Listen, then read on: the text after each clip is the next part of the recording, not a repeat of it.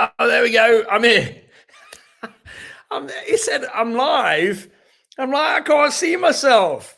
So click the button. It's not going well for me technically tonight. But hey, I'm here. Welcome to another Never Mind the Buy Box. As you know, usually Natalie does this on a Tuesday night, but you've got me tonight. Let me just check everything's set up all right. I think so.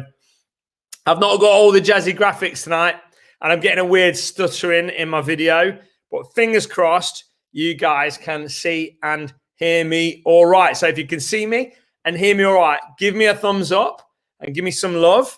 I'm just going to log in on my phone because that is the way I like to do these StreamYard things. Let's see where we're at. There we go. Some love. Hey, Chris. Right. Okay. So I can see Chris's thing.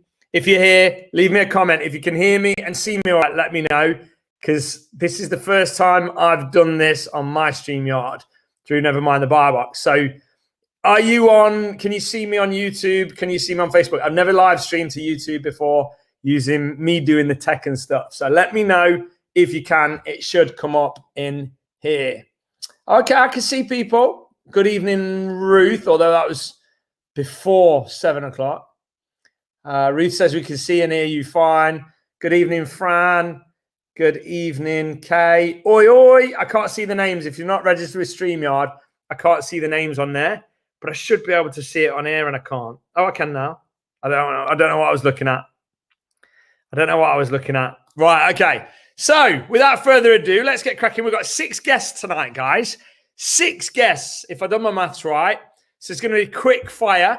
We're going to start off with the one, the only, the cute, sexy 007 that calls himself Luke Dugan. Hey, hello, mate. Hello. I'm just like, I'm not, I'm a guest, but I'm like, I do it often, don't I? So it's not as he does it all the time. He does it all the time. But tonight, Luke, you are a guest, and I did say I was going to grill you. You did. Yeah, I did say I was going to grill you. So, you know what? We've only got 10 minutes before the next guest. So, without further ado, let's get cracking. Could you see and hear me all right, Luke? And no stuttering or anything? All good? Okay, cool. Okay. We're good? Yes. It was, no, for one, just as you said that, it started to stutter, and I was like, really? It's fine, it's fine. Let's hope it holds itself together. If you can see me and hear me all right, give me a love, give me a like, drop me a comment. It's going to be a long one tonight, guys. We're aiming for well over an hour, maybe an hour and a half, something like that. Fingers crossed all goes well. Like I say, we've got, I think, 6 guests, if I've done my maths right. Maybe I've counted myself. Maybe I've not. But we've got 6 guests. So, Luke, what do we call you now? Are we calling you a 6-figure Amazon seller or a 7-figure Amazon seller? What are we saying? Well, you can call me a 7-figure, but I mean, it's kind of like, I feel like it's a bit of a cheat because of last year. And it is. You know what I mean, though. It's like, it was a bit of a... Did you do 7-figure sales last year? It was like about 10 grand off, but then when it came to January, I just ticked it as in, it wasn't a full January to December. It was like mid-January to like mid-January, if you get what I mean. Yeah. You know what? I think it's fair to say, your 7-figure dollar sales for sure. You're a 7-figure dollars, but if you're 10 grand off, I think it's fair to say you is a 7-figure seller. So that's amazing. So Luke, I want to ask you the question. I would have imagined that starting to sell on Amazon was probably the best decision you ever made. Is that fair to say? Or one of the best decisions you've ever made in your life? I would say so. I thought about selling before, for like Bamboo Private. Yes, and like the idea had existed. And then the one thing that I remember is I always used to try things, and obviously, like I probably tried 5 or 6, 7 things over the last 10 years, And then every so often I have like a resurgence of like, yep, I need to do it. I can't carry on like this, And then it kind of goes in cycles. And finally, I stumbled across it, and I was like, you know what? Let's just because it was quite there was like really limited barriers to entry. You could just with £1,000 pretty much just go. Yeah. That was the kind of thing. It's like, that in business terms is what used to hold a lot of people back. If you think about it, they had to have a brick and mortar store. buy stock. Well, you still got to do that, but you get what I mean. And that was something which was, because I wasn't getting paid a lot, that was ultimately where it stemmed from. Before that, it was like, well, I'm stuck. I can't start a business with money because I can't get money, and then that's where that started. But yes, that is ultimately, I don't know if it's the best decision in my life, but I'd say, potentially, or it could mature into, because obviously I don't know what's going to come. So it could, 20 years, I could say, of course it is, but so far. But it's paying you a full-time living in it, a very comfortable full-time living. Yeah. And enabling you to live in Lithuania or Latvia. Yeah, and it's obviously open myself out to like the Facebook group and the not that I don't make any money from YouTube, but it all complements each other, and then that could lead to other opportunities in the future. And it's more about that as well, even though that doesn't necessarily give you some monetary return as such, a little bit, but to me that is equally as important as well. So I remember when we first met, it was at the Secret Wealth Project Christmas party, the first ever one, near Nottingham, in a pub. Can you remember? Yeah, of course I can remember. Yeah, it was only 4 years now, 4 years ago. I don't know. It feels like an eternity ago, but then it feels like yesterday. So when we first met, was you earning a full-time living on Amazon then? I don't think you was you? I think you had a full-time job, didn't you? No, I quit my job after 4 months just because I hated it so much. Yeah. Even though but then the problem with that is that I wasn't building a lot of traction very quickly because I had to pay myself minimum wage. Right. So yes, I was, but it wasn't something. Don't do that, and also it's not healthy to do that, because if you don't have anything at the end of it, what's the point paying yourself minimum wage for 2 years to not ever go anywhere else? But I was, but not really ideal. Okay, so because we've only got a little bit of time, obviously everyone knows who you are anyway. If they're in Elite Sellers Academy, they see you pretty much every week. If they're in Secret Wealth Project, they see you pretty much most weeks anyway on Nevermind the Buy Box and stuff. So most people probably know your story already. So what I do want to get from tonight, out of every guest that we've got on, and like I said earlier, guys, we got tons of guests. We got like 6 guests or something. It's like Nat said I should call it the Nevermind the Buy Box Roulette, I think she said. Because you don't know quite who you're getting, but you're getting some big boys, not big boys, but big sellers and stuff on here tonight, and some interesting folks. But what I want to ask you is, I want to get some value from every guest. Yeah. So what's your biggest tip for a new seller? So if you're a brand new seller, what's your biggest tip? I'd say it's more about long-term building than anything else. Is that your replenishable Bible that you talk about? It's just basically looking at it like, because I used to look at it like that. I used to look at it like, oh, how much am I going to be? People want to make, they want to be making. The question people used to say, or usually says, how can I make $3,000 passive income every month in 6 months or something like that, isn't it? Or or 1,000 by doing nothing. And it's like, well, the fact that you're saying £3,000 a month means you don't fully understand how the Amazon, because you normally make overall over a year you can make good money, but some months you won't, and it's not always about like sort of every month it being split. And it's like, yeah, you could get $1,000 from it, but then in a year's time you might not get anything more from it, because you don't, after you get that $1,000 a month, you just don't do any more work. And it's kind of like, there's a lot more to it, but I would say it's more about that consistency. And I, for a year, didn't really build any traction, because I was like I was just taking in the information, selling products, and understanding, does that keeper chart represent the sales? No. What? And then basically over time, you sort of become a pro at all the understanding all the underlying dynamics behind things. Yeah. What softwares work for you? Maybe you want to just do wholesale. Maybe you hate it. Like literally trying everything. And yes, it does cost money. So you might be using your little bit of money, a couple £100 you make here and there, and you're not paying yourself because you're literally not going in the right direction. But you are testing the waters with all the different software services. Maybe you get a VA, maybe you get a prep center, maybe whatever you do, RA, blah, blah. And then once you've like found the perfect fit for you, depending on all of your not attributes, but all of your factors like time, your skills, all that kind of thing, and then molding it into a way which then you can start thinking, okay, this is the blueprint of how I want to go. Now that's try to obviously implement that structure going forward. But then it's not about any 1 month or 2 months. You may not make money, but it's about what the building blocks behind those months will create in a year's time.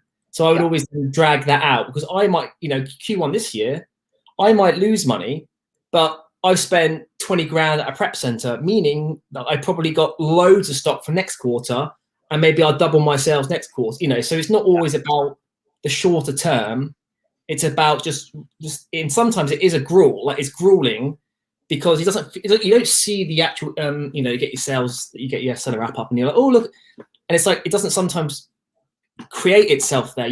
It's for me, I see it. I don't even really look at my daily sales that much now, because I'm like going, I want to do 1 million in Q4. No, sorry, in December. In December, that was actually it.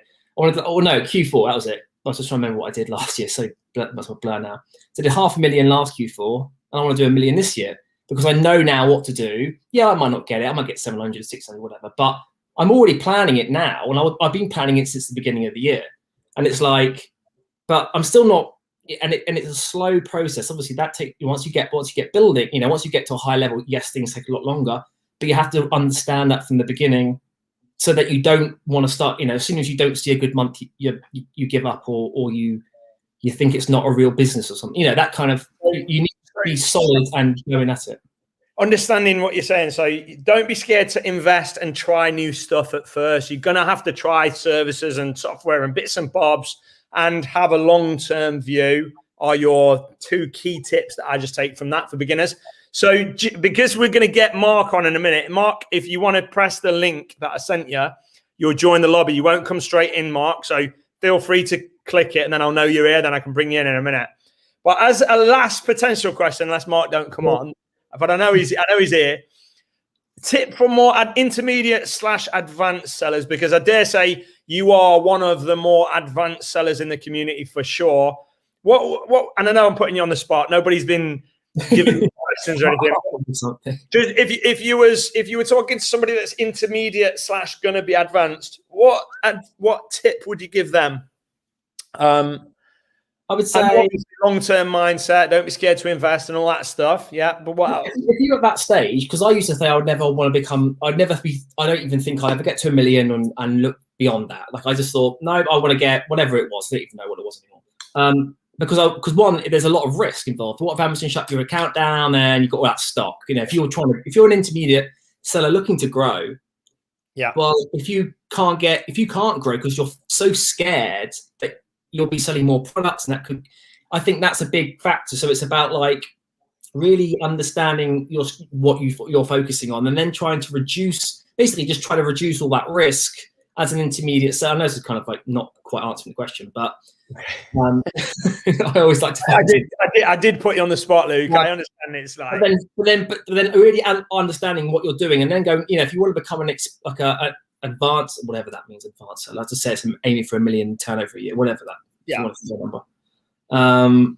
Then you've really got to understand that what risk will have to be given to get there, and how do you reduce that risk, or is it even not worth it? Because or do you look at doing other things like reducing all your expenses, slashing your expenses in half, keeping the turnover as it is, but that then creates the profit you want to represent £1 million turnover business without actually getting it. So there's lots of different things. I think understanding when you get to that sort of like, let's say 300 to 500 grand turnover a year business, and you're like, you can see it's working, but you can't see a massive return right now. Maybe you see a little bit in Q4 and you can see it like there, but then January's crap, and you're like, and it can be, you're just trying to fucking, I didn't say fucking. You're just trying to, I just realized how it sounded. I think you did just say it, mate. You did. I get excited, and I didn't mean to say it well. And then you're just trying to like find all those bits to sort of clink together to create what you want. And I think it's just about understanding that a bit better, and it also and making sure that you find the right risk reward ratio to make it so then when you pull the trigger, you are committed to it and not scared that you've done it because it's easier just to like, red or black, chuck it on black and like hide and hope for the best. That's not really good for a business long term. You can do it short term now and then, but it's probably going to lead to some sort of problem. And I think that's the major hurdle for a lot of people trying to grow the business from an intermediate seller. I mean, I don't know if I even answered the question, but It's something. I'm not sure either, but it sounded great, so we'll go with it. Somebody's just told me I need to swap my glasses. I don't know who said it. Let me see who said it. Stephen.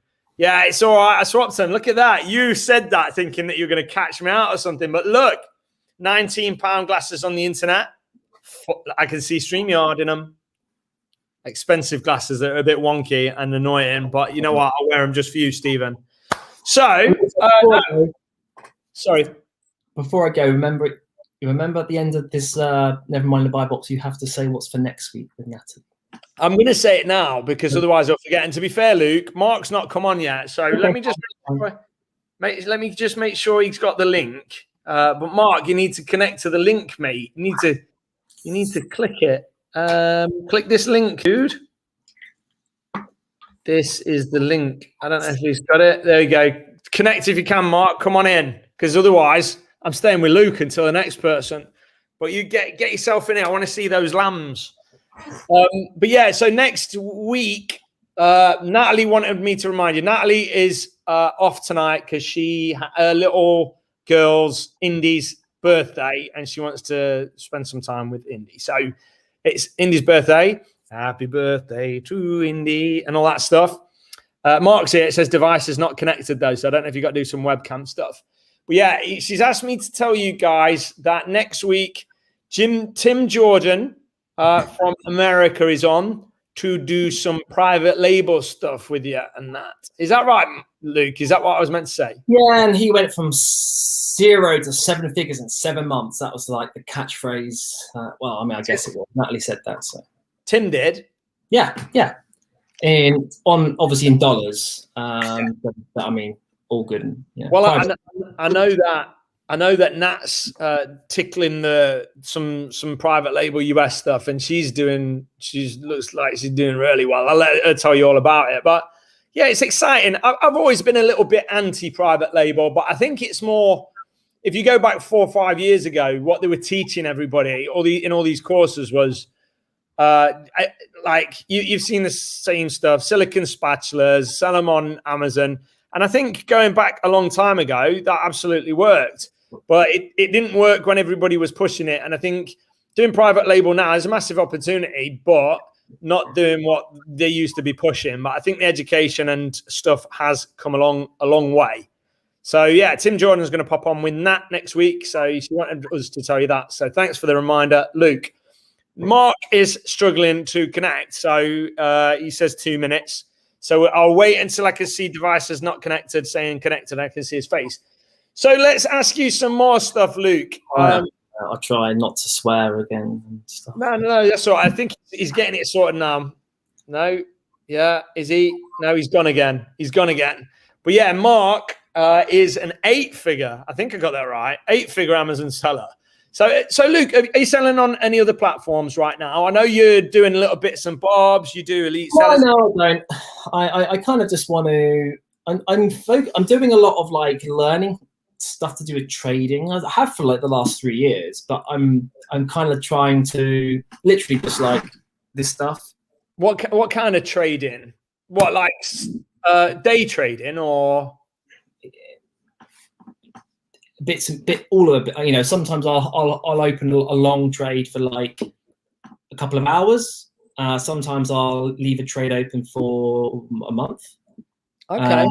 Are you spread betting, or are you literally buying shares and stuff? Or what? No, like I am buying shares and stuff, but that's not related to this. This is only for my crypto assets. Oh, it's crypto. But it's related to basically the way to like read charts is all related. It's all the same. Yeah, you overlay the data, and you can basically do it for all. There's slight deviance, like changes in like the percentages for different assets classes, like gold and silver and commodities and stuff. But ultimately, it's the same. I just enjoy like the crypto fun stuff on the side, and that's why I wanted to learn with that. So Luke, if I say to you, what's a MACD oscillator? Would you know? I don't use that. But it's some lines that like it's like two lines. What about Fibonacci retracements? I don't use it, but I know what it is. Like you get that little thing, you draw it out, and then you can go like is it the golden ratio or something? What do you like? What do you like to use? Because you must use. I only use moving average, pretty much moving averages and like levels. Okay.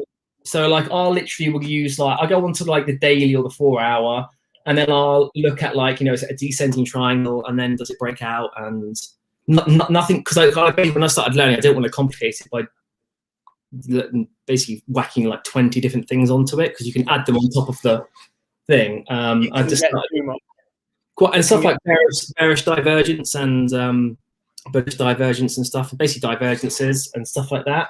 And like looking at volume and breakout volume and like closing. It's like, you know, you can have like wicks down, but if it closes and like engulfing candles and stuff like that, just like it's kind of quite simple. But the guy that I've been learning off, he said that there's some people that literally just can make millions off like 1 or 2 things. So you don't need to have all this complex like 20 different indicators to work it out. You could, if you just mark, like with Amazon or what, you know, like I do, I just like triple down or like more than that on a really specific area. Well, I just like the volume, and if you can do that and you don't know at the back of your hand, then you're golden. So yeah, I'm quite a fan of stochastics. I think that's how you say it, but I'm quite good at knowing when it's going to go up and down. But the problem with that is it doesn't.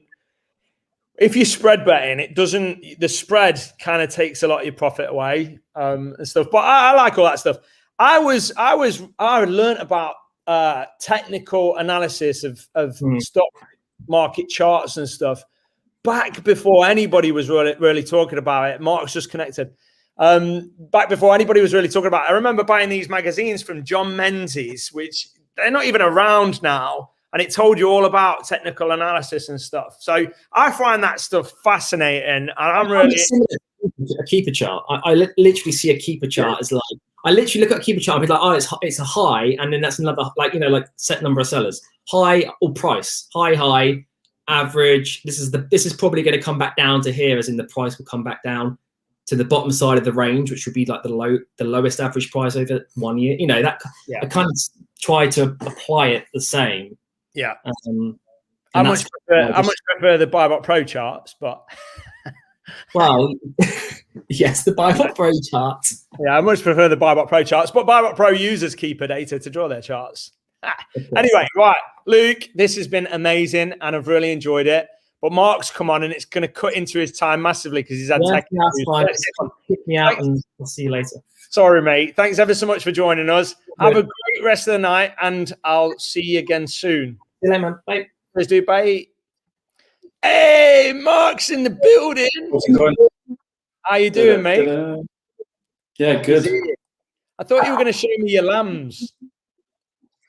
We can't see him from here. Next time we'll do a quick live and I'll do a walk around thing.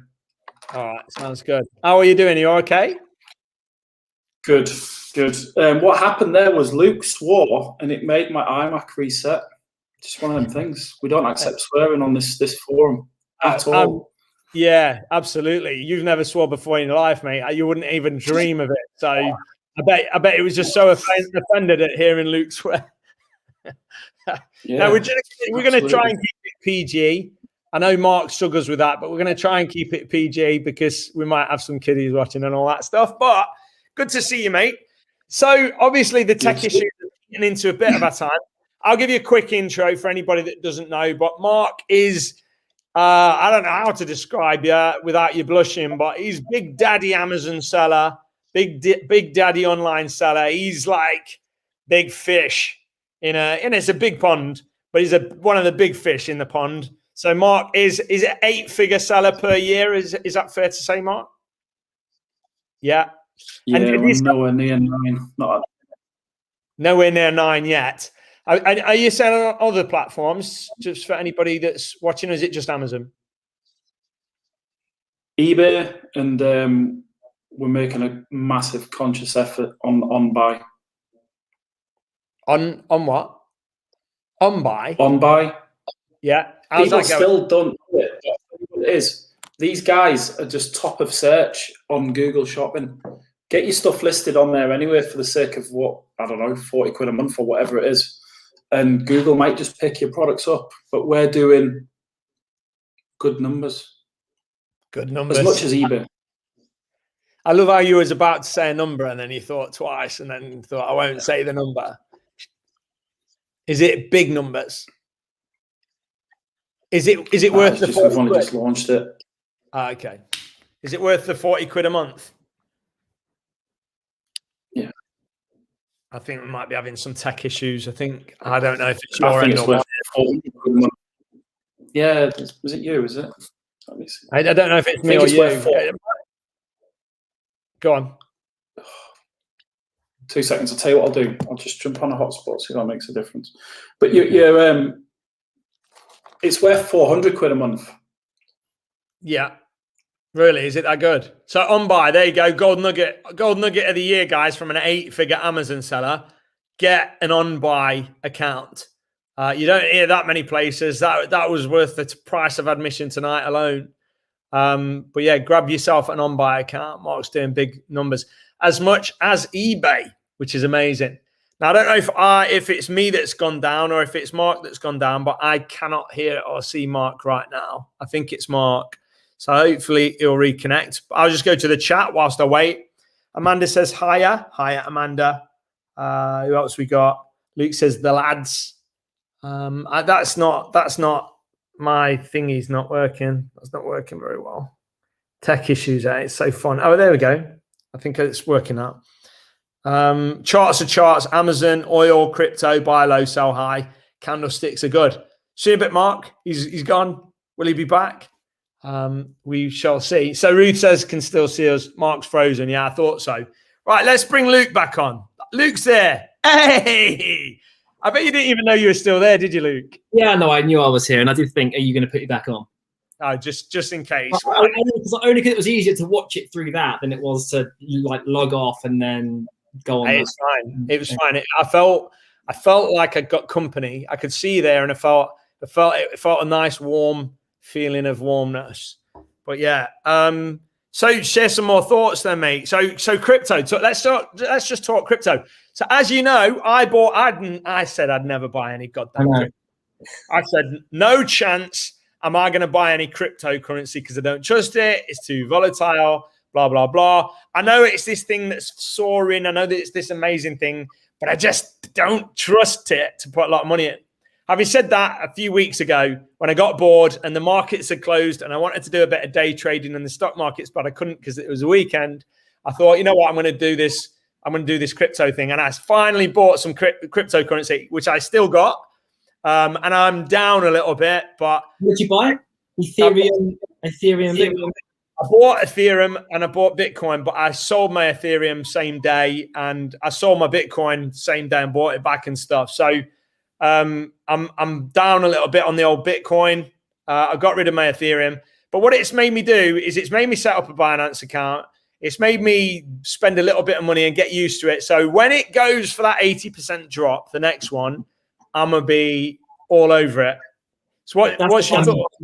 I'm looking for... Oh, is that me? I wasn't sure if I could hear her. I can hear you, mate. I can hear you. What I'm going to do is I'm like trying to build up my Bitcoin at the moment by basically longing or shorting, but nothing too aggressive. I'm just doing it because I'm already like doubled or tripled my money from what I would put in. So I'm not like...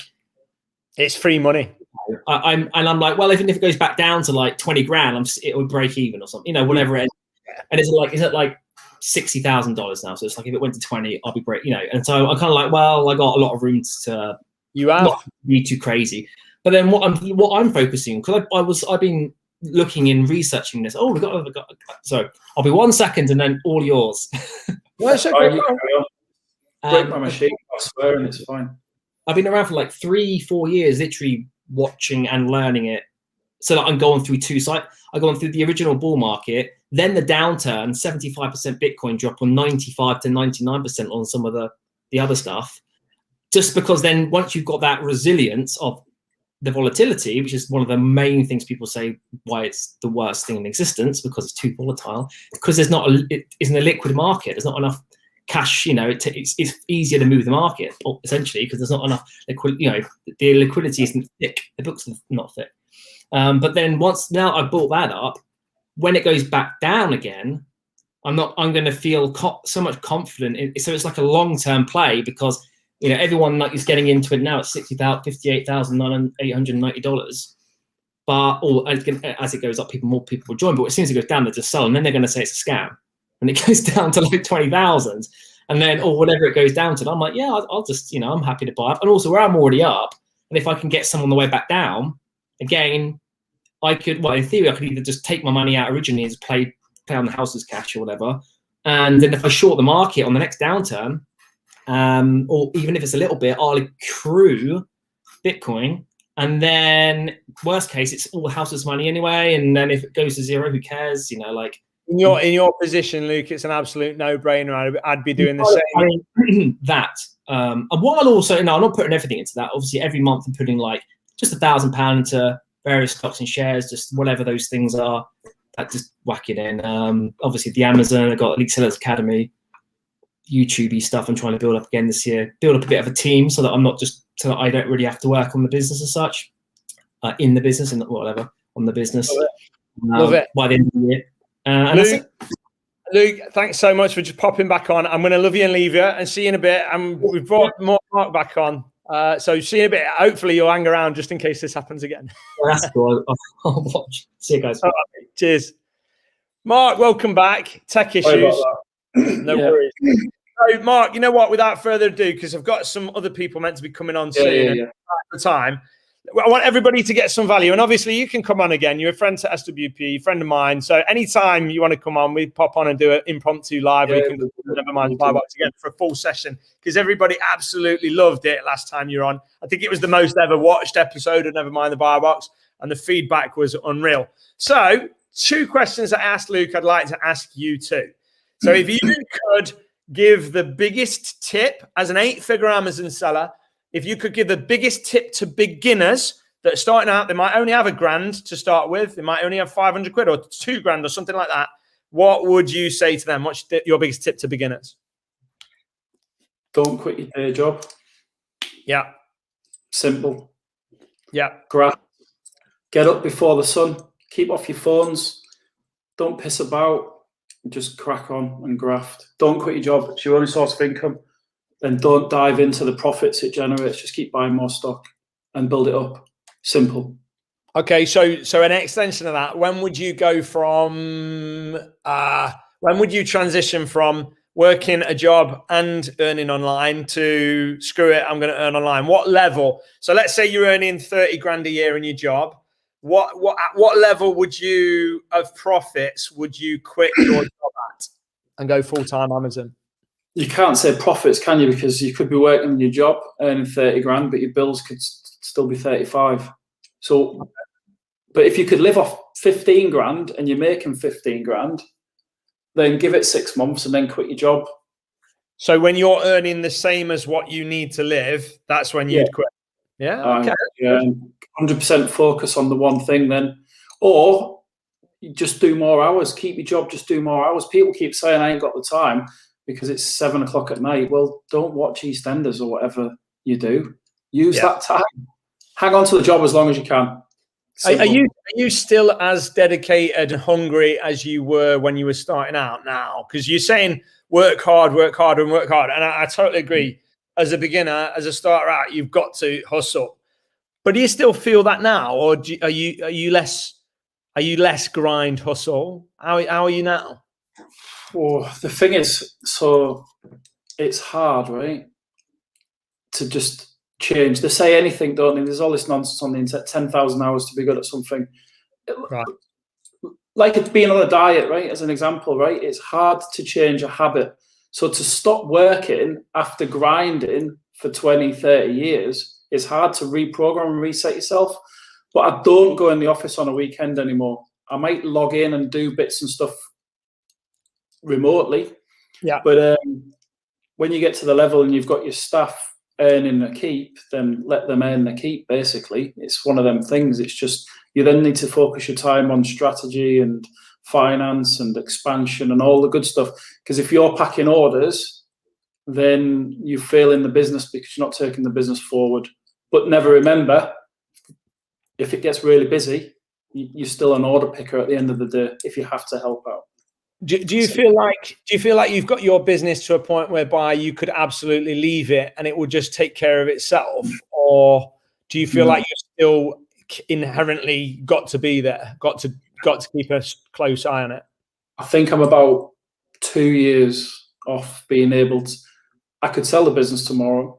Yeah, I could probably walk away from everything tomorrow. 2 years, and then hopefully it'll run itself. But I'm nowhere near where I want to be. I want to more than 10 times what we're doing revenue online in the next 8 years. So and you know, that growth, do you see that as how do you see, because obviously 10 times what you're already doing is a big business. Do you see what do you see your role personally in that? Like, how do you see your role, not your team's role, but how do you see your role in 10x in your business? Strategy. Education. Okay. Education, strategy, planning. None of this CEO or chief finance officer, none of that nonsense. No title, just strategy. This is what we do. What we've done in this country, we'll do it in that country under this method, and just keep increasing the brands that you work with. £500 million business. It's just how it is. Just do it. Focus. Was that a silent little little flex? Was that like my business is 50 million? Is that what you're saying? No, but what it is it's if you've got a proven method with brands, and you do that with 10 other brands, and then you go into 20 other countries, as in, what is that not simple? Yeah. And then just employ some people that are better than you, that speak the local languages. Simple. It's stuff. So something I realized, and what I recognized in business is, I recognized that for me personally, creating a 6-figure business in almost any market that I go into is almost like a 4-piece jigsaw. It's just, I don't want to say it's easy, but it's kind of, without sounding like a bit of a dick, it is kind of easy to do a 6-figure business. But what I've realized is getting to 7-figure business and beyond stops being about you and starts being more about your team. 100%. So yeah, and that's where you have to shift your focus. If you want to put your big boy pants on, it stops being about you. But it's really hard when you know what results you can deliver yourself. To find people that can deliver equal or better results is not easy. And then you've got to nurture them and train them and get into that position and support them to do more than you can at scale. So would you say you've cracked that? Or what I'm trying to get to is, are you still the guy that opens the doors and moves the needle and makes the big stuff happen? Or is it your team now doing that? The team's doing a lot of it as well now. Stuff's getting handed over pretty quick and they're owning it. Do you know what it is? The last 6 months, I don't even know what's going on in some departments because they're just dealing with it. It's good. But it is, like you said, anyone can earn 100 grand. We've had this conversation before. Yeah. How many cars can you clean on a weekend? You know, it's as simple as that. But you're right, 7 figures, it's about the team and the other people and letting them get on with things. When you start getting involved in everything, then you're wasting your time. You're wasting the business's time. You're not doing anyone any justice. And anyone who's really good that works for you, if they'll just leave. If you can't let them get on with it, they'll just leave. So you think giving your team autonomy and letting them just crack on is part of the key to keeping them and keeping them happy, would you say? Yeah, I think a lot of my key guys, they're with me forever. You know, we have these calls all the time. They're the future of the business. They genuinely are. So it's as if they've got their business within the business. If they're looking after a brand or a department, their earnings is not capped. It's as good as having your own business in theory. And I think that's the key. And it takes a long time to let go, understand these things. But you're right, Matt, you just can't do it yourself. Me and you, similar things. We used to do everything. You know, you just do it all, didn't you? because why would you pay X amount of money for something you can do it yourself? Well, yeah, there's 24 hours in a day, but you're not focusing your time on the right thing. It's really hard to get past that, the whole mindset thing. Just like look, we jumped there a bit. So, for instance, everybody's always on about, I need to go on a diet and this, that, and the other.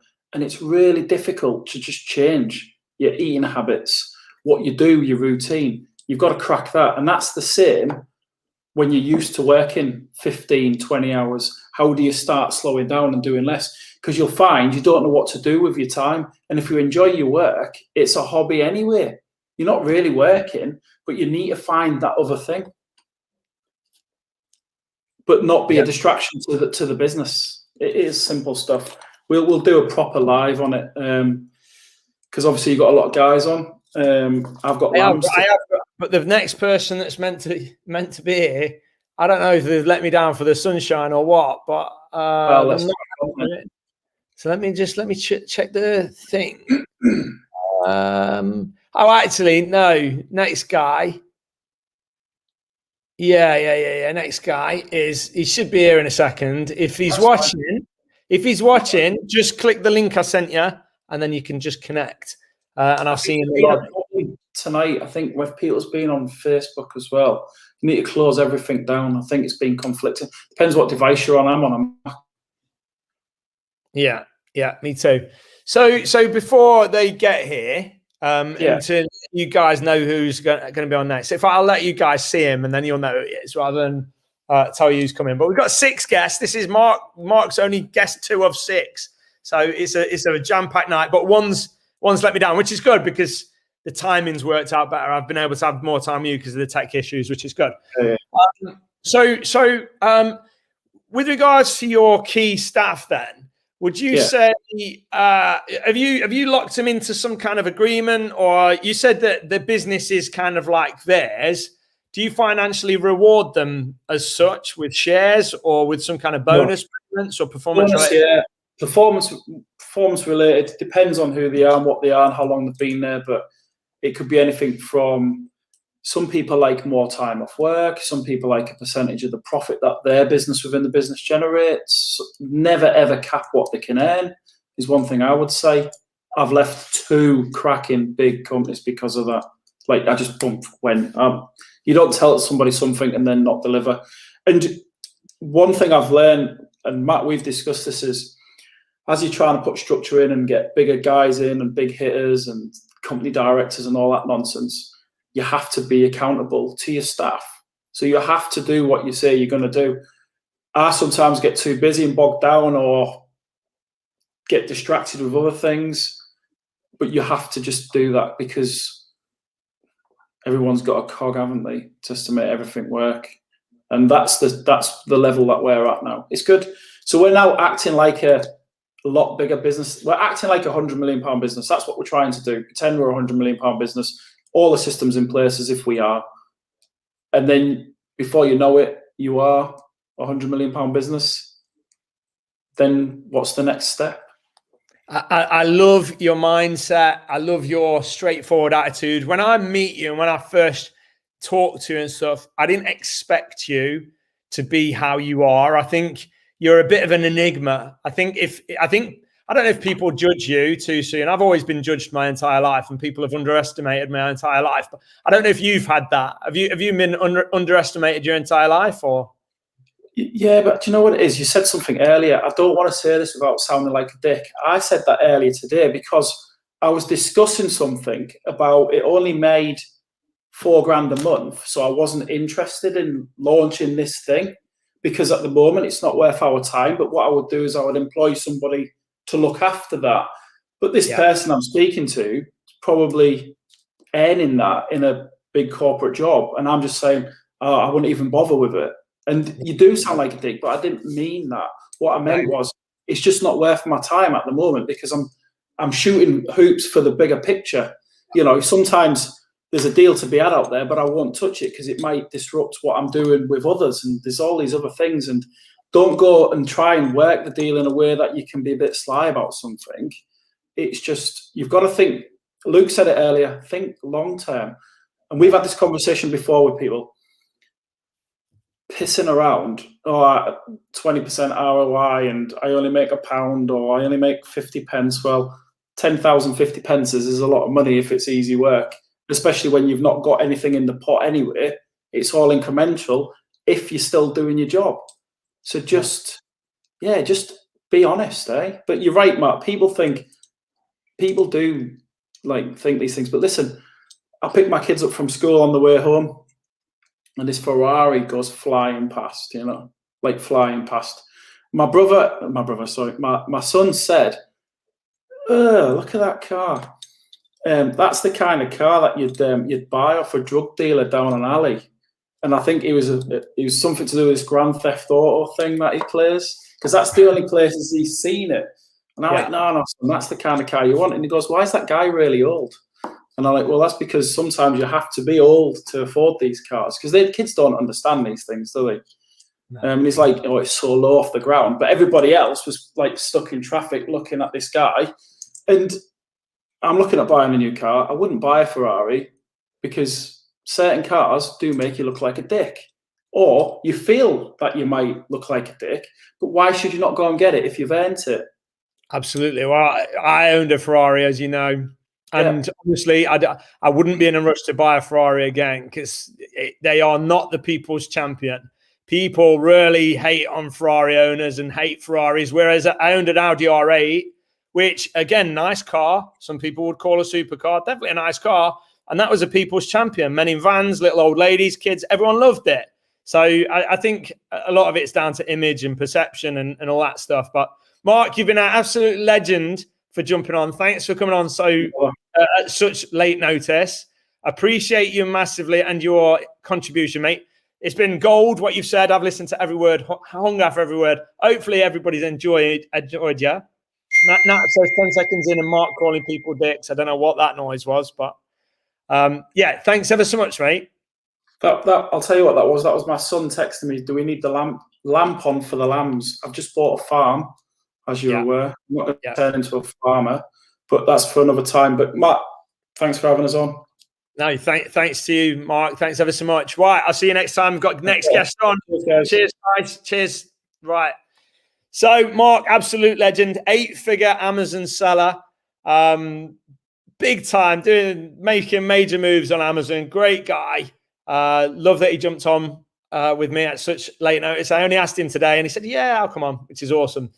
But we'll have Mark on again. I know you guys really loved it with the Nat interview with him. But we've got another legend here. So one legend, Luke Dugan, to another legend, Mark, to another legend. But I'll let you guess who he is. No, I won't make you guess. Let's have him in. Hey! Yeah, thanks for that. Here is the big boss. First things first, how am I meant to follow that guy? I know. What a legend. Yeah, but you know what? He's down to earth. He's about as down to earth as it gets. And that's what I like about him. He's just like, he's a big seller. And it's nice to celebrate that. But he's about as down to earth as it gets. He's a people person, just like you are. So refreshing. So refreshing. Loved it. Yeah, no, awesome. Thanks, Christos, for joining us. So if you don't know who Christos is, it's Christos Fellis from YouTube. Christos is a self-proclaimed YouTuber. I think he's a lot more than that. He's an entrepreneur, a businessman, somebody that shares his journey openly with you guys, a friend to SWP, a friend to me, an Apex legend.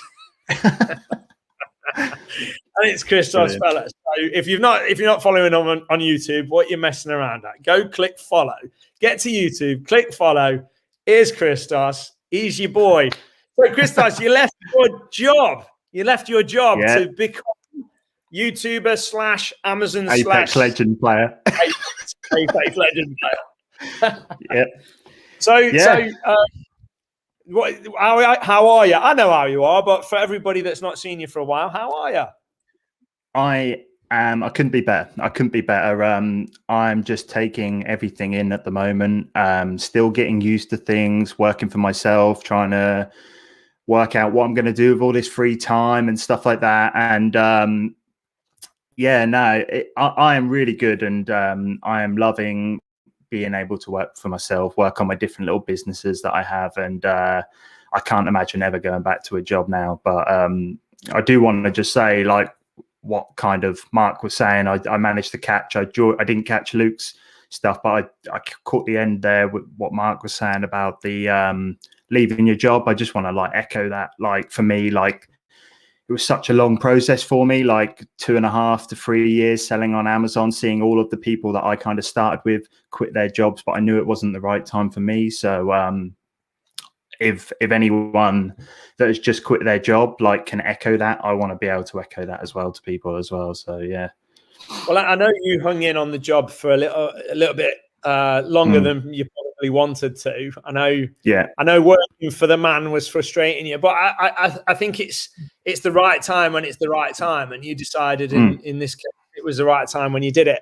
So have you got any regrets? You got any regrets from quitting your job to go full time on Amazon/YouTube?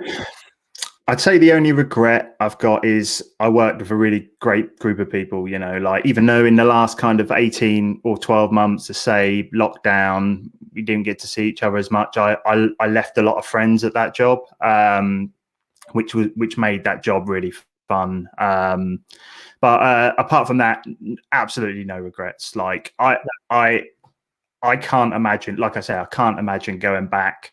And that in fact motivates me even more because I don't ever want to go back to the life that I was living at the time. At the time I was kind of convincing myself, and even when I quit my job, I said I actually quite enjoyed my job, but 3 months, 4 months down the line, you really start to realize how, I don't want to say how bad it is working for someone, because some people obviously really enjoy their job and that's absolutely amazing, but how it wasn't for me. And I did 10 years, 12 years, or however many years of doing that. And it's going great. That's good. It's good. So because obviously it's a bit of a fast fire thing, we're not settling down with just one guest all night. We're having quick guests, but I want everybody watching to get value from every guest. So the only couple of questions I'm going to ask you are, the value inducing questions are the ones that I've asked the previous two guests, which is firstly, what tips would you give a brand new Amazon seller? And as an extension of that, if I can slide another question in, as somebody that's looking to run their own online business, whatever it is, whether it's Amazon selling or not, what tip would you give a beginner that's just maybe working a job like you were in your shoes, going, I hate my job, I want to spend more time with my family, I want to go on holiday more, I want to do this, I want to do that, but I can't because I've got this crappy job. What advice would you give to a beginner? What's your biggest tip? Well, the easy way out is to say the same as Mark, but obviously I do want to just mention that, like, I decided to take upon me to work until 2 or 3 o'clock in the morning. Is it healthy? Not really, but I wanted to get the work in, and that has paid off in the long term. So that's not my tip. My main tip really is, especially for a new seller, just based off on the feedback that I get from my older YouTube videos where I was making like the beginner Amazon stuff.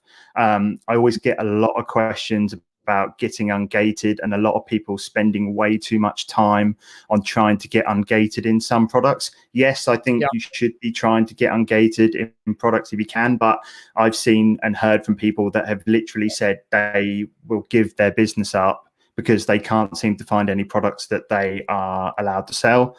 Like, number one, I'll give you one right now, go and buy some used books. I know charity shops aren't open at the moment, but there are still ways, Facebook Marketplace, where you can still pick up used books and stuff like that. So number one, just don't spend too much time trying to get ungated. Just focus on what you can sell. And then, well, number one, of course, if you didn't know, you will start to get automatically ungated in products. But then when you do get a little bit of spare time, that's when you can start trying to get ungated in other products. So that's a beginner tip for me. Just starting like an online business, I want to say like more of a mindset thing around being realistic. I always see the question being touted around how much money do I need to start Amazon with, or any business with. And that is like most businesses, like especially if you're doing an online business like e-commerce where you're buying and selling, the amount is really small, but you need to be realistic. So like if you're starting with £1,000, don't expect to be making £2,000 in the first couple of months. It just doesn't happen. You'll get disappointed, and you will give up. So the main thing is just be realistic. Like, you know, if you've got £1,000, you should be setting yourself a goal, make £200 or £100, even if you're just getting started. Like, you've just got to be realistic, and otherwise you will just burn out and evidently give up.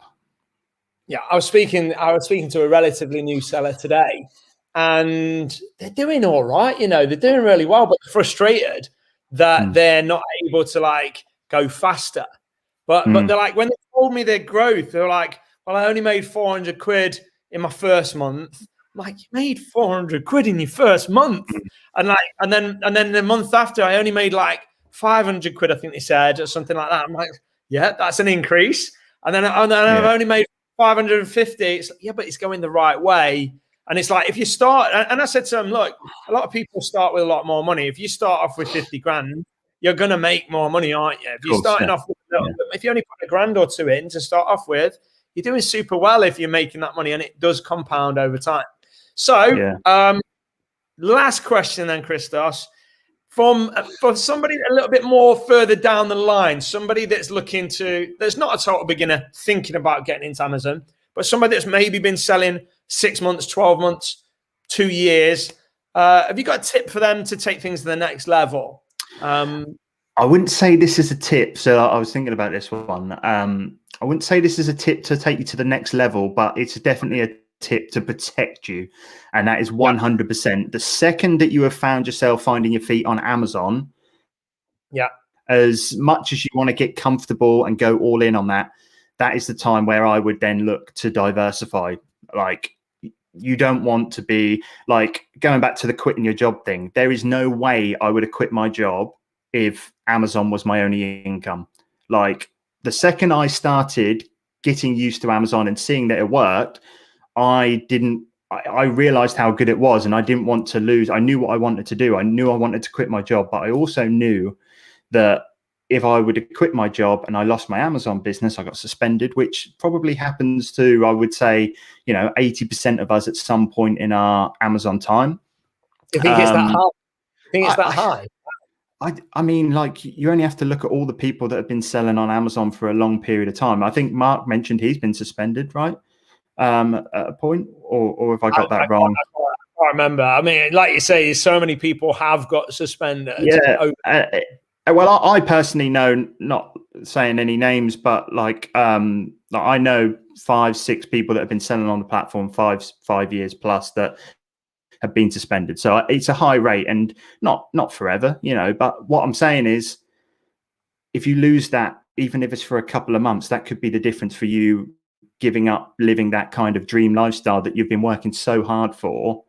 So like, for me, I really wanted to protect that. Like, Amazon's always like my favorite way of making money. It was the reason why I'm probably sat here. Well, of course, it's the reason why I'm sat here today, but I wanted to protect that. I didn't want to be able to lose that. So like, even if it's just like reselling wise, just start on eBay. Like, just go on eBay, like, it's easy. That's an easy way. Like, I know a lot of people say, oh, I've just worked so hard to build this Amazon business up. That means I'm going to do all of this and my Amazon's going to get affected. Yeah, it may get affected a little bit, but like, even if you just start selling on eBay, at least when you do get suspended, if you get suspended, of course, you've then got that to keep you going. Like, I look at my business, I don't even call it an Amazon business. It's just a reselling business, because eBay, Amazon, even Facebook Marketplace, I've been doing a little bit of the old sports cards. I've sold a few of them on Facebook Marketplace recently, and like, it's all just one for me now. And if one of them goes down, then so be it. I focus on the other two while I'm trying to get that one back. Okay, so last question, following on from that, is what I will ask you about is, in terms of income streams, then multiple income streams is your message. Make sure you don't rely on one thing. I've always said that exact same thing. Obviously, you can focus your efforts too thin on too many things and not get anywhere. But as soon as you've got a well-established income stream, it's good to break it out a little bit. Yeah. So, ordering them, then, what would you say your favorite income stream to your least favorite income stream? Am I still here? Yeah, I'm Yeah, still you're still here. there. Yeah, cool. Did I look like a So pause? So yeah, Nat, yeah, you did, yeah. Nat actually asked me this question. I think I have to say, my favorite income stream, and a lot of people won't like this, but I love doing YouTube. You know, and I do earn a little bit of money, not massive amount of money from YouTube, but like I love creating videos. So in terms of enjoyment wise, that is my favorite. But I always say this when I answer it, but the one I appreciate the most is by far Amazon, because if it wasn't for Amazon, I wouldn't be here making YouTube videos. I wouldn't be able to do my passion. It's the fact that I can run my Amazon business that doesn't take 40, 50 hours a week. Because like I've always said, you know, I'm not one of these people that strive to do the 7-8 figures. You know, Amazon is a vehicle for me that allows me to do the things that I enjoy, you know. So the one I appreciate the most is Amazon, but the one I enjoy doing the most in terms of on a day-to-day basis, it's definitely YouTube. I love making videos, and I love kind of talking to people and stuff like that. It's great. Yeah, so I just remember now. Now you've answered that again like that. I remember you actually answering that on that. So I think I was actually watching at that point, because that rings a bell. So thanks ever so much, Christos. Absolute legend. If you're not subscribed to Christos' YouTube channel, Christos Palace, go subscribe to it. Great guy. And yeah, all that. Thanks ever so much for joining us, Christos. Thanks for having me on. Cheers, everyone. Cheers. See you again soon. Bye-bye. Right, so that's Christos, great guy. So without further ado, we've got another guest, and then we've got another guest after that. So without further ado, let's bring him on. Hey! Hello. Hello. Can you see and hear me okay? Yeah, Matthew Wright is in the building. So, hello. Let me get this right, because I've introduced pretty much everyone, and I think I've got everyone right so far tonight. But 7-figure, or is it multiple? Yeah. Multiple 7-figure, yeah. Not 8 yet, though. Not the 8s. Not yet. 8 yet. Multiple 7-figure Amazon, eBay, and Shopify seller, Matthew Wright. Welcome to Never Mind the Buy Box. How are you? Hello. I'm very well, thank you. How are you? I'm all right. It's good. I'm enjoying this. It's been a while. I'm thinking about getting back into the YouTube thing, because I miss it a little bit. And this is just This is whetting my appetite somewhat, even though it's a bit of a live, more podcasty thing than YouTube is. But no, good to see you, mate. So how's business? It's good. I mean, we're still reeling from Europe. I don't want to go political on Brexit. We're hoping to get back in soon. We're still waiting for some compliance bits and pieces, but hopefully we can really exploit that, because I think that's going to be, as an entrepreneur, you know, it's a real pain in the arse that we've lost Europe, but where this market change disruption, there's opportunity. So as all the other sides have fallen out, if you can get yourself back in, then, you know, that's where the opportunity is. Okay. So for anybody that's not following your progress, when you say you want to get back in to Europe, what does that look like? So we are pan-EU, so we've got registrations in 7 EU countries. We're actually going to make it 8 soon. We're going to get in the Netherlands as well. So we're going to have all our stock stored in Germany and shipped from there. And hopefully that will service our Shopify and eBay as well. Nice. So how is pan-EU doing? Because obviously for smaller sellers, for years, all I've seen in the groups is people saying, don't do pan-EU. You've got to register for VAT in loads of different countries. Yeah. For a very small seller, that's probably still relevant advice. Don't. I'd be realistic. If you're not doing 7 figures, you shouldn't be focusing on EU markets, really.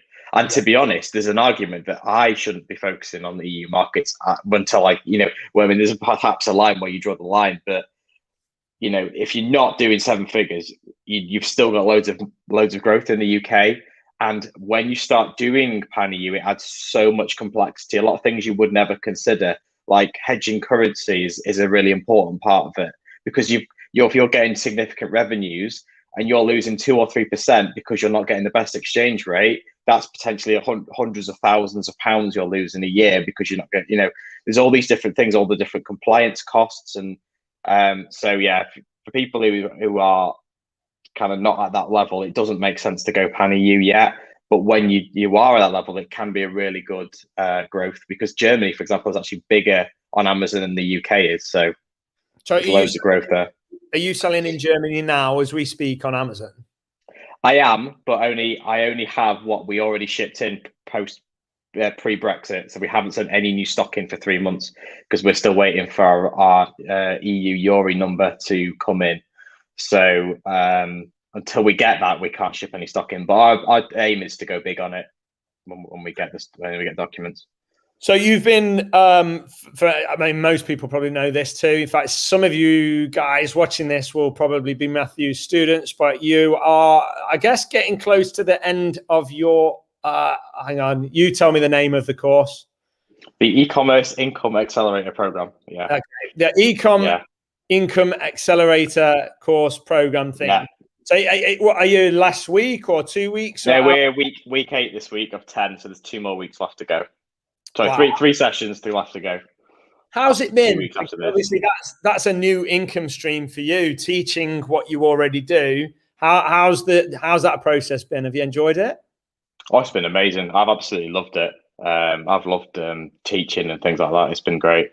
And hopefully for the guys, yeah, and the guys, I think that some of the people I've seen, and what I really love is when you see progress, like action takers. And you see people who were like, they didn't have anything. And then a couple of weeks in, they're like, I'm doing 200 orders, 300 orders, stuff like that. So. Yeah. Okay. So hang on. I've just found out that our last guest can't make it, which means let me see if I can get somebody else on after. Right. I'll ask you a question so you can be answering it. Was just why I'm messing around because I've got no one helping me here. It's just me. What's your best tip for beginners on Amazon? I've asked everyone tonight. I want everybody to get that value. So if somebody's brand new to Amazon, what's your best tip for them? My best tip would be to focus on one category.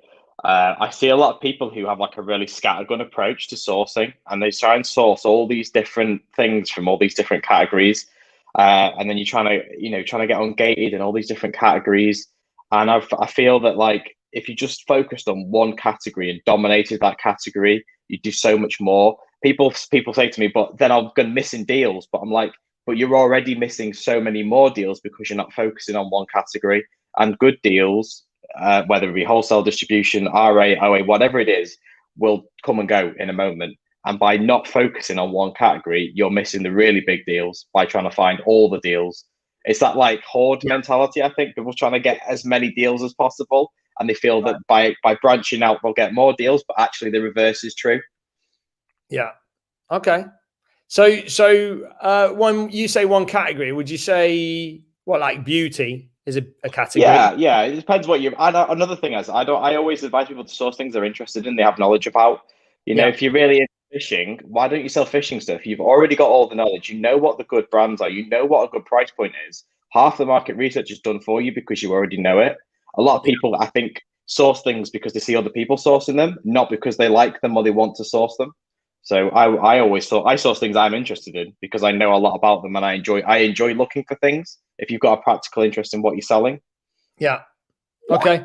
So I don't know why, but people think it's a really good idea to message me while I'm live. I know Nat talks about this, but why? I've just seen Mark's comment. He's loving the haircuts. My haircut's horrendous. Bless you. Right, no, I see. Yeah, okay. So the person that keeps messaging, distracting me, you can come on next. So there's the link. Jump on in like 5 minutes or something, and I'll have you on as the last guest to replace the guest that has just left. So we've lost a couple of guests tonight, but we've had a new one. So we've got a lady joining us as the last guest. So advanced tips, and I've asked everyone tonight.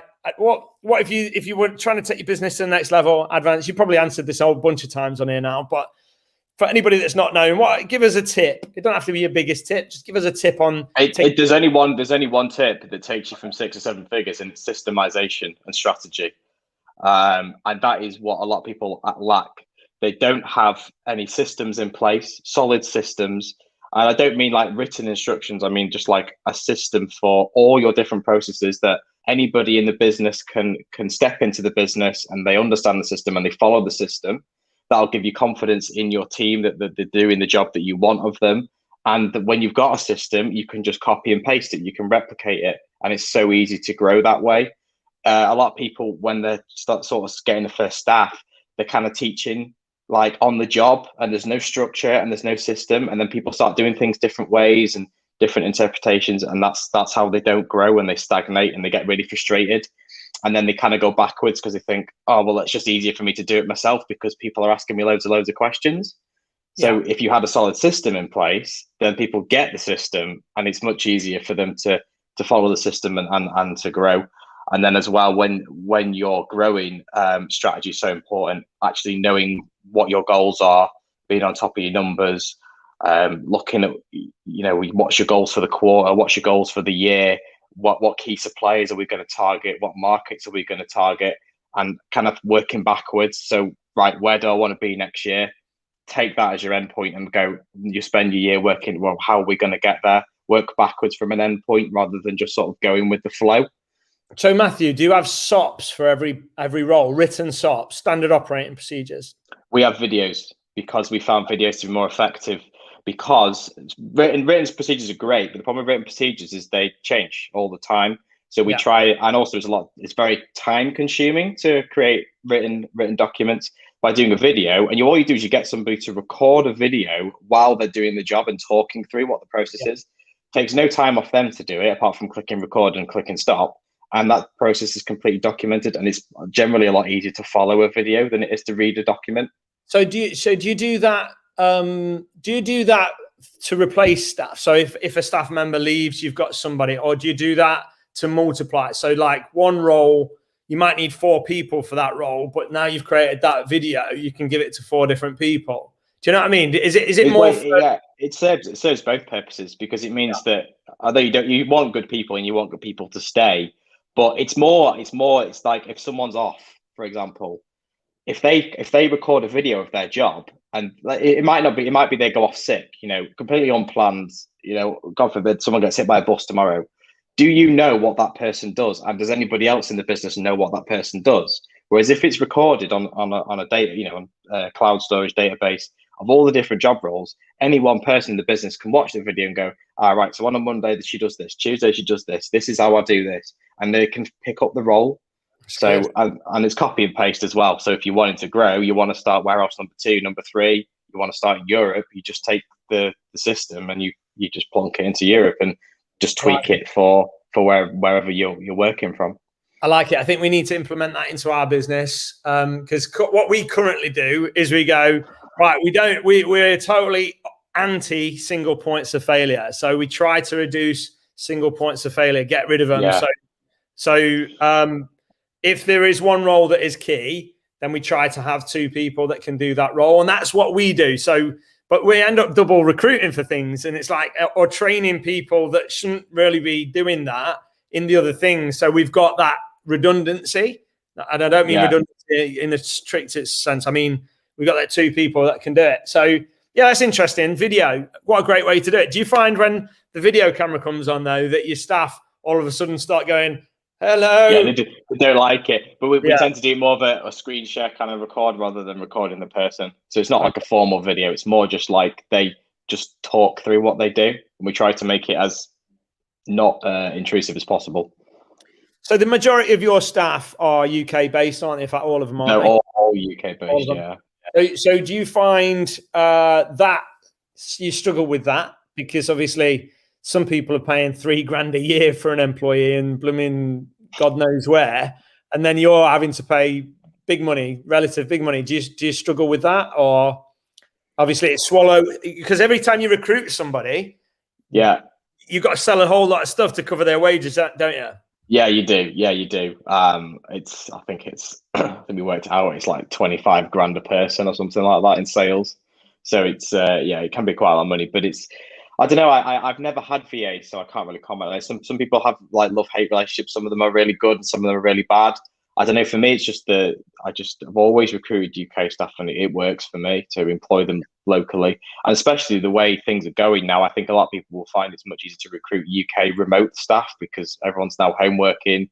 Remote working is now a big thing. The traditional was you would come to the office at 9 and you'd finish at 5:30, and that was the traditional. Whereas now I think a lot of it's going to be, you can have people manage your Amazon account still UK based, but they will work from home.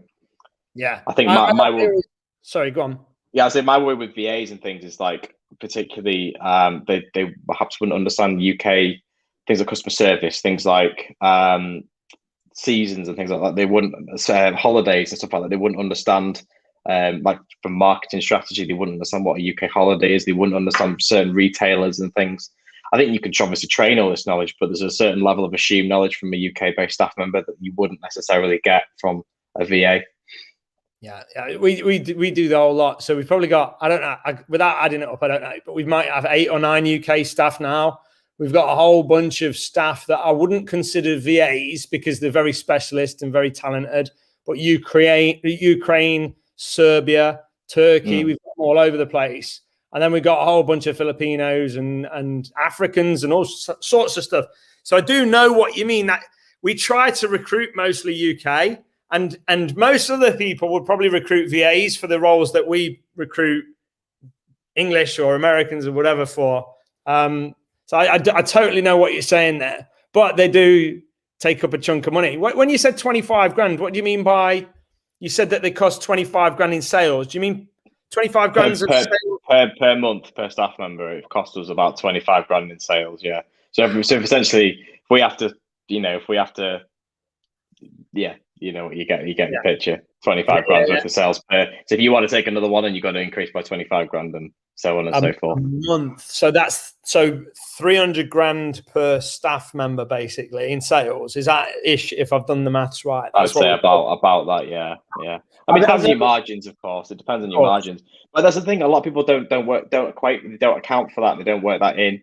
And it's if when you've got a good handle on your numbers and you're kind of looking at what it is that you're paying them and how much they need to make, and also it helps to give them that information, because if they've got something to work towards, it's like, well, you need to make this amount just to cover your wages, because it's very misconceptive.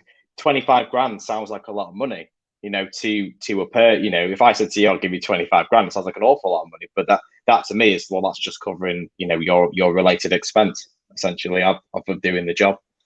Yeah, absolutely. Yeah, it's a tough one because you see your turnover increasing and then you recruit more staff and it swallows up your profit, and it's when does that end? And the balance, right, isn't it, between having the right number of staff and having the right turnover level? Yeah, really difficult. We reinvest the vast majority of our profits, and we look at the end of it. It's like, how did we turn over that but only make this?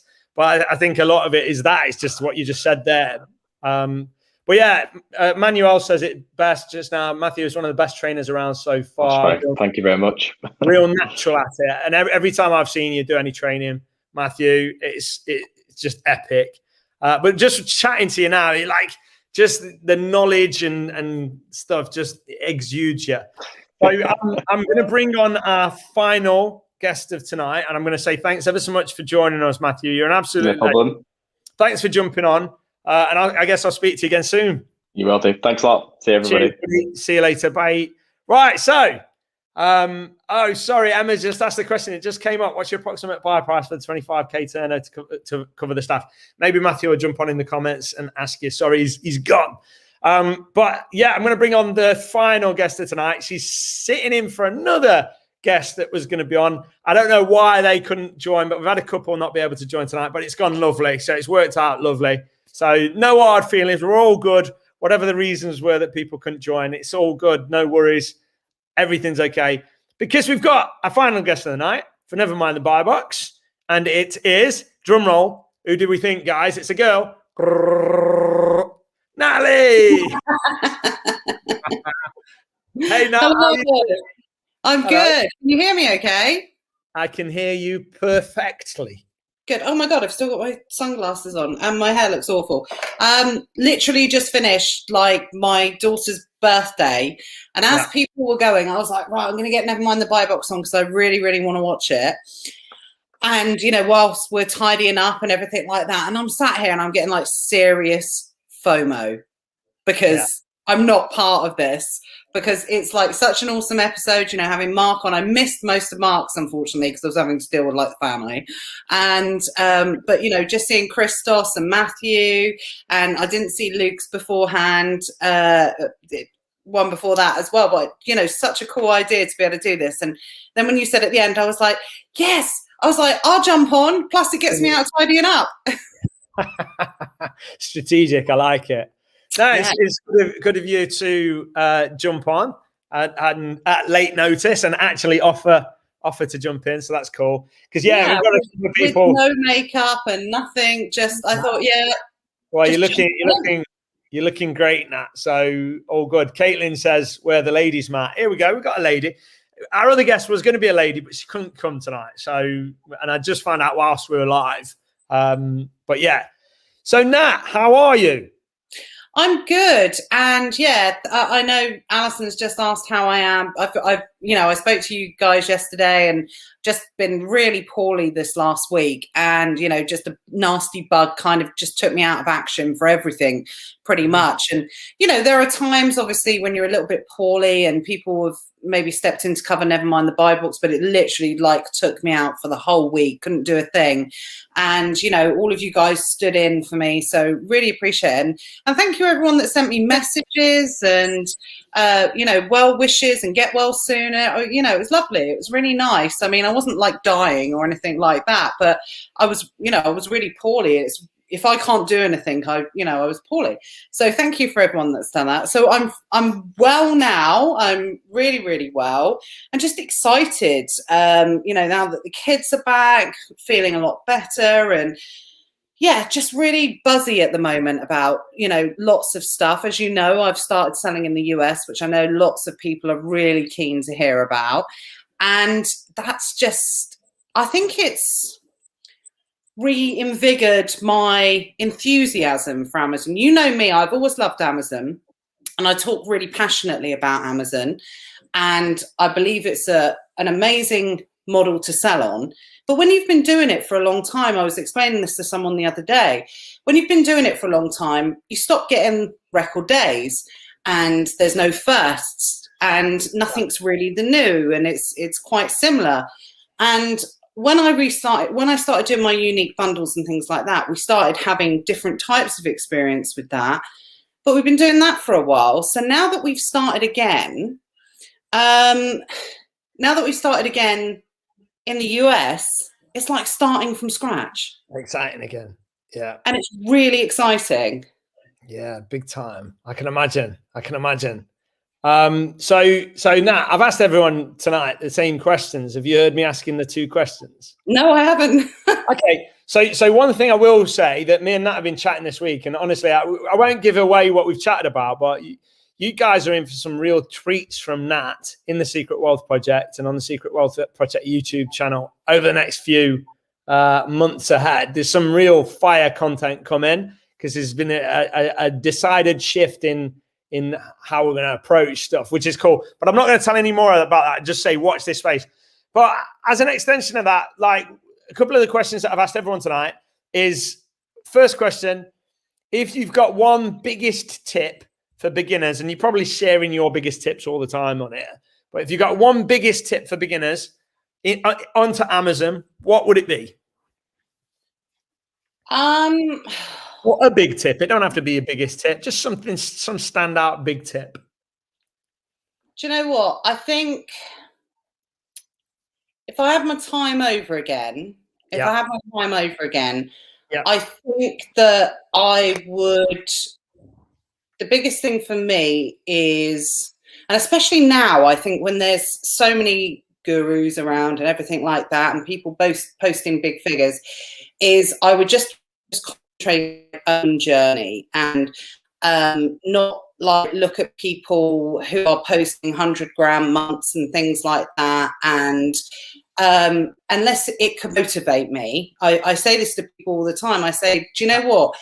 If it doesn't motivate you, then switch off from it. Turn off from it if it doesn't motivate you. So concentrate on my own money and just be realistic in my expectations. But I think also, just to add to that as well, I would definitely, something I didn't really start doing until probably about 18 months ago, was really setting those goals in my business as well. So setting the goals in the business, yes, you've got to be able to have, you've got to get used to the business and seeing how things work and all these different types of business. But, you know, looking at the business after a certain period of time and sort of setting those goals from a financial point of view of what you want to achieve, I think can really keep you on track. And then final thing as well is get BuyBot Pro. Yeah, get BuyBot Pro. Indeed. Get BuyBot Pro. You're going to do a deep dive video series or video into how to use and get the best out of BuyBot Pro soon as well, aren't you, Nat? Yeah, definitely. It's going to be something that I think it's one of those things that people, it gets skirted over a lot about looking at the data and understanding Amazon and how it works and all these different elements. And BuyBot Pro really assists with that, about making those kind of buying decisions. So I'm going to do some deep dives into that and talk quite a lot about the data and how the data that comes through BuyBot Pro is how we can interpret that and, you know, sort of really start putting that into the decisions that we make with our business. And the final other thing that I would put as well, sorry, one other thing for beginners as well. This is probably my main thing. I probably should have started with this is do everything yourself to start with. So even prepping? Yeah. I think it's really important, unless you physically cannot. I think it's really, really important to experience everything within this business, because there will come a time when something will come along and you don't know how to deal with it because you haven't experienced it yourself.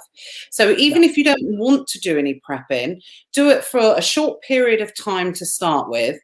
But just as Matthew said beforehand, talking about VAs and talking about extra staff and things like that, I was talking to Johnny about this last week on Nevermind the Buy Box. People don't realise is all of these attractive kind of things. Yes, you can pay for them, but then can you afford the added costs on top of that as well?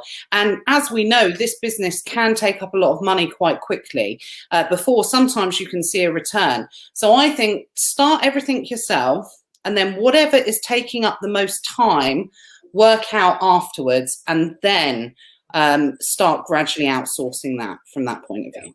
Yeah, I know what you're saying about the money. I always just think to myself, though, like, how much would it cost to start a Subway franchise? Well, it'd be hundreds of thousands of pounds. How much would it cost to start a McDonald's franchise? You'd be over $1 million to get into one McDonald's. Yeah. And then you'd have to probably borrow a few million on top of the $1 million you've put into it yourself, $1 million plus, and before you've even sold a fry. So as much as there are costs, they are very, very small. Yeah, I think that's the thing about Amazon. We've just been really spoilt for a really long time about, you know, the tools that are available, the software that's available through you guys, you know, Profit Protector Pro, BuyBot Pro, and Sunfully, hopefully coming soon. And I think it makes the process really, really easy. And I think what can happen is that when you start looking at other businesses, because Amazon is a business that is easy to start, we're reliant, especially on the arbitrage side of things, we're reliant on sales being driven by brands that are already well established. The marketing's done for us. Yeah. Amazon gets the traffic. You guys take care of the software. Someone else takes care of the prep. A lot of it's done for you at the end of the day. When you start looking at other traditional types of business, it all starts sounding a bit like hard work. Yeah, absolutely. There's a lot of moving parts and different cogs in other business models. Sometimes I know what you're saying. You can be almost spoiled because it's also obvious and easy almost selling on Amazon. It's not easy to make a really good living on Amazon, but it is doable. And anybody that applies themselves has as much opportunity as anybody else to be able to earn a good living. So last question for you, Nat, and it's the same question I've asked everyone tonight. So hopefully, whether you're a beginner or you're an intermediate advanced, everybody's going to have got value from a bunch of different people tonight. So hopefully you guys have enjoyed these questions. But the last question I want to ask you is, what is your biggest tip or a big tip? Or like you just gave about 5 of them. But what's your biggest tip for intermediate/advanced sellers? What's your advice to them? Definitely diversify. So, Chris said that as well. I didn't miss that one. Sorry. I think it was Christos. Yeah, someone said it.